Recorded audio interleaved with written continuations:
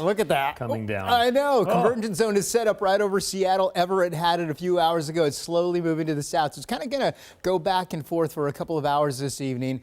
Some of you who do get this rain will get some heavy rain. The rest of you may get absolutely nothing. All right, let's get right to the radar. Here we go.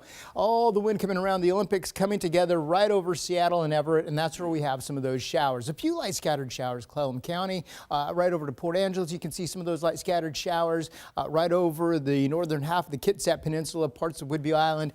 Here's where it's all coming together, and you can see some of the snow as well at about 2,000 feet. We are sneaking snow on Stevens and Snoqualmie Pass. There's Snoqualmie, and when you go into where it's heaviest, those shades of green, we see that from Sammamish, Carnation, Redmond. It was just over Kirkland and parts of Bellevue, but you're getting a bit of a break right now. Head on down to the south, a few scattered showers here as well, mostly in the form of rain for the lower lying areas, of course.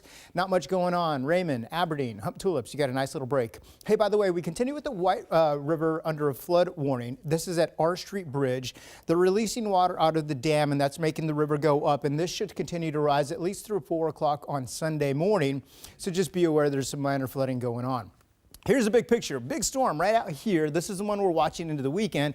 The tail end of another system extends all the way down to the south. So this continues to pass through today, or tonight rather, give us a few scattered showers tomorrow.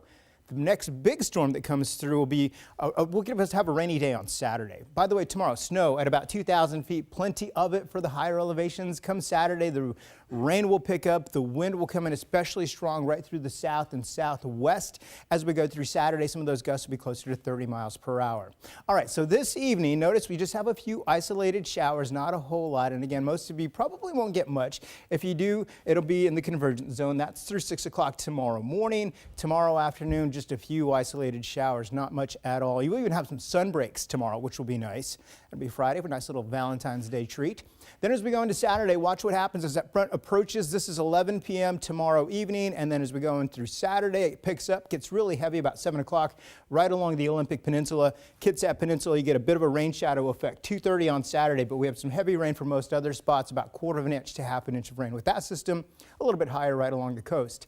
All right, so we do have a winter storm advisory for the Cascades, by the way, above 2,000 feet, up to 11 inches of fresh snow, and of course, small craft advisory over the water.